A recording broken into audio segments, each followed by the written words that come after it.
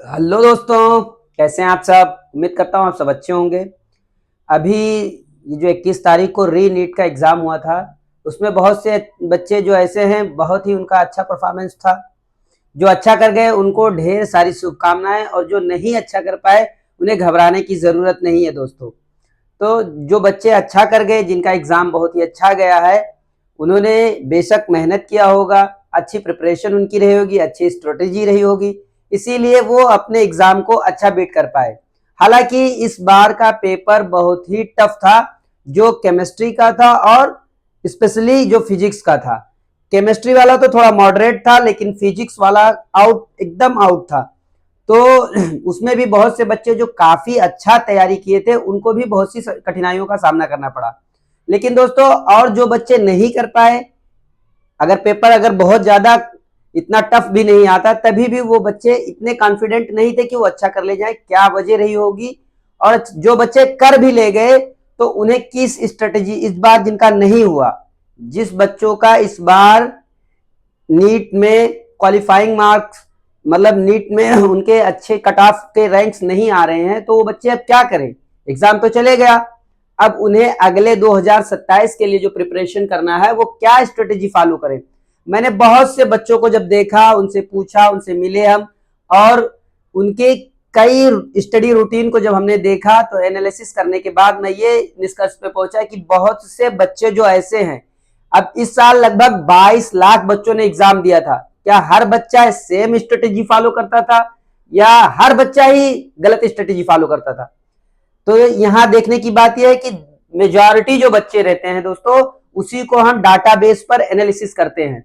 जो rare of the rare case होता है, कम बच्चों का हम डाटा नहीं लेते हैं। तो मेजॉरिटी में जो देखा गया, कुछ बच्चे ऐसे, ज्यादातर बच्चे ऐसे होते हैं जो एग्जाम, नीट का एग्जाम गया, अब वो अगर एक ड्रॉप लिए तो सोचते हैं कि यार अभी तो साल ही गया, अभी तो एग्जाम ही गया है। उनका इसी सोच में कि अभी तो बहुत टाइम है, अभी साल भर एग्जाम होगा, साल भर बाद एग्जाम होगा, ये सोचकर वो अपनी प्रिपरेशन में ढिलाई देते हैं।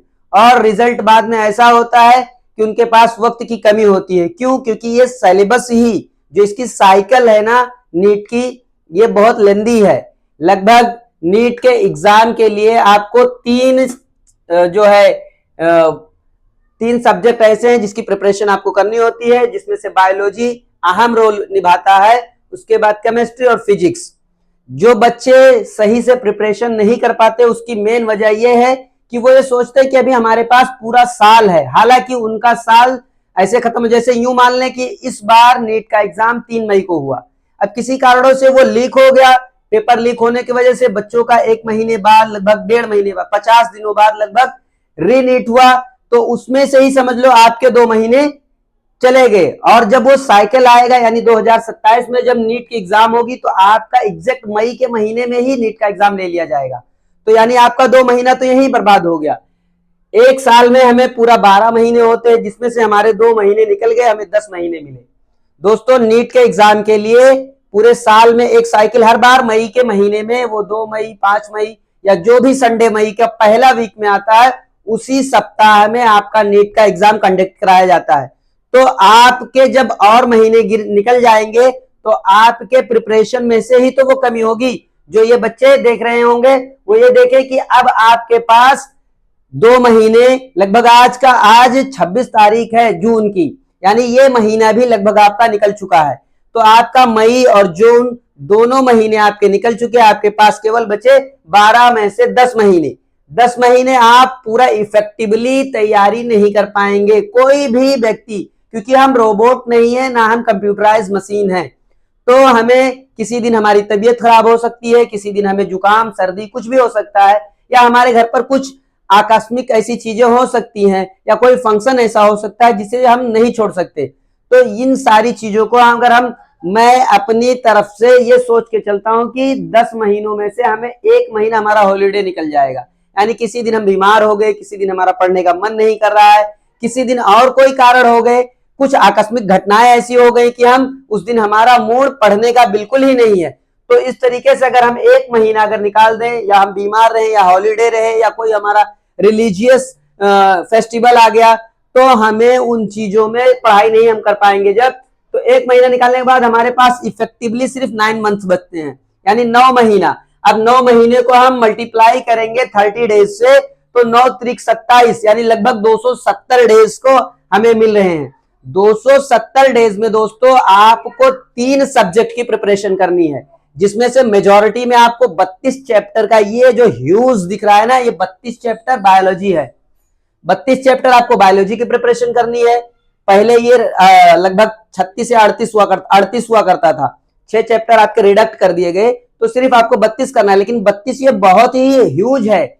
और उसके बाद आपको केमिस्ट्री के लगभग 21 चैप्टर की तैयारी करनी है।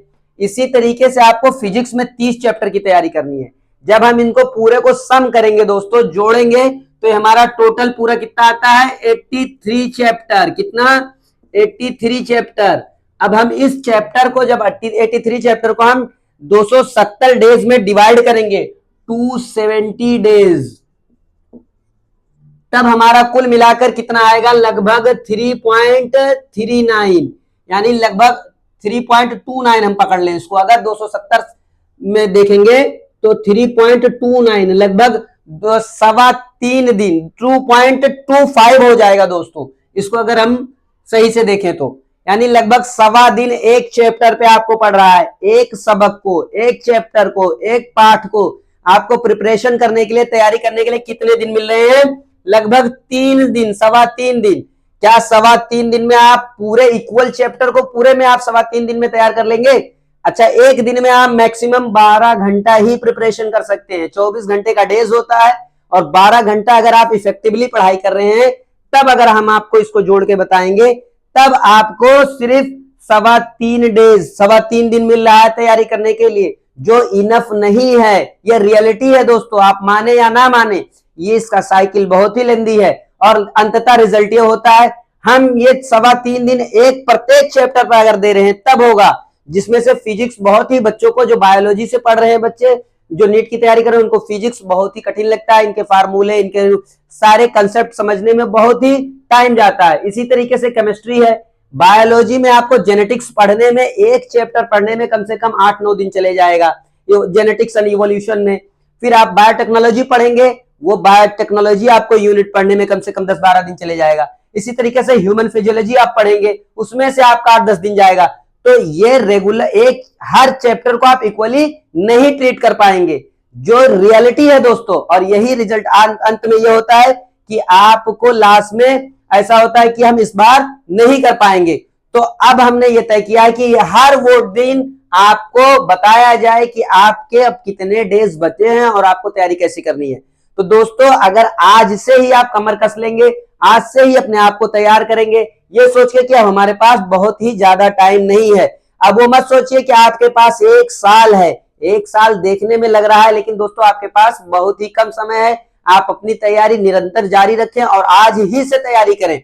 हर एक चैप्टर को इक्वल वेटेज दें। अच्छा दोस्तों, जब अब ये सब तो हो गया कि आपको इतने ही डेज बचे हैं, लगभग 9th मंथ आपको बचे हैं प्रिपरेशन करने के लिए, लेकिन उसमें से भी दोस्तों ये है कि आपको कौन से इंपॉर्टेंट टॉपिक या कौन से ऐसे चैप्टर को पिक करना है जिससे भर भर के क्वेश्चन आते हैं, जिससे भर भर के सवाल पूछे जाते हैं।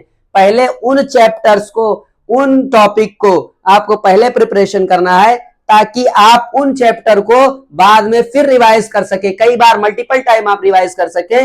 अच्छा दोस्तों, जब ये एक चैप्टर 3 दिन, इस चैप्टर को अगर एक चैप्टर पढ़ेंगे तब 3 दिन, लगभग 3.25 दिन जा रहा है, तो आप रिवाइज कब करेंगे?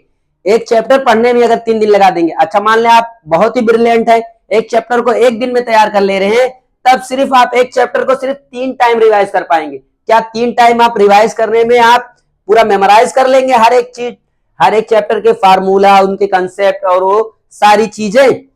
तो ये चीजें आप सोचकर आप अपनी तैयारी को ढिला ही ना दें, आप एकदम मजबूती से लें। हाँ, कोई चीज इंपॉसिबल नहीं है, लेकिन आप स्ट्रेटेजी से, सही रणनीति से अगर आप तैयारी करेंगे तो हर चीज को बीट किया जा सकता है। दोस्तों, 1 साल बहुत ही कम होता है नीट के एग्जाम के प्रिपरेशन के लिए, तो आप अपना वक्त ना गंवाएं, आप अपनी चीजों पर फोकस करें। बायोलॉजी से आपको 32 चैप्टर, केमिस्ट्री से 21 चैप्टर और फिजिक्स से 30 चैप्टर्स आपको आएंगे। कुल मिलाकर 83 चैप्टर होंगे और आपके पास सिर्फ 270 दिन है। 270 दिन में आपको सिर्फ 3 दिन एक चैप्टर पे मिल रहा है दोस्तों। तो ये चीजें ध्यान में रखते हुए आप तैयारी करें, और हम आपके साथ कंधे से कंधा मिलाकर खड़े हैं। हाथ से हाथ मिलाकर खड़े दोस्तों, आपको पूरी तैयारी कराएंगे। तो हम बायोलॉजी पहले प्रिपरेशन करेंगे और उनके जो टॉपिक सबसे ज्यादा क्वेश्चन जिससे आते हैं, भर भर कर क्वेश्चन आते हैं, पहले हम उनको प्रिपरेशन करवाएंगे। उसके बाद हालांकि बायोलॉजी, फिजिक्स, केमिस्ट्री सभी का प्रत्येक चैप्टर इंपॉर्टेंट है, यानी कि किसी से भी, किसी चैप्टर से भी आपको क्वेश्चन उठाकर वो दे देगा, लेकिन डिपेंड ये करता है कि किस चैप्टर से कितना क्वेश्चन पूछा जाता है। जैसे अब हम बायोलॉजी का उदाहरण ले लें, जेनेटिक्स में आपको 10 से 15 क्वेश्चन एक चैप्टर से सिर्फ आता है। आपको बायोटेक्नोलॉजी से लगभग 8 से 10 क्वेश्चन आते हैं। ह्यूमन फिजियोलॉजी से आपको 12 से 15 क्वेश्चन आते हैं। ये जो चैप्टर हैं ये बहुत ही महत्वपूर्ण है, इनसे बहुत ही भर भर कर क्वेश्चन आता है। तो ये सारी चीजों को जो ज्यादा इंपॉर्टेंट रखने वाले हैं, ज्यादा इंपॉर्टेंस है जिनका, उनको हम पहले प्रिपरेशन कराएंगे और उसके बाद हम हर एक चैप्टर को line by line, word by word तैयारी कराएंगे, ताकि आपकी नीट की जर्नी बहुत ही आसान हो दोस्तों। बाय बाय, फिर मिलेंगे इसी तरीके से। और अब हम चैप्टर की तैयारी करेंगे, ना कि ये स्ट्रेटेजी आपको बताएंगे। आज के लिए इतना ही दोस्तों, बाय बाय, फिर मिलेंगे, सी यू अगेन।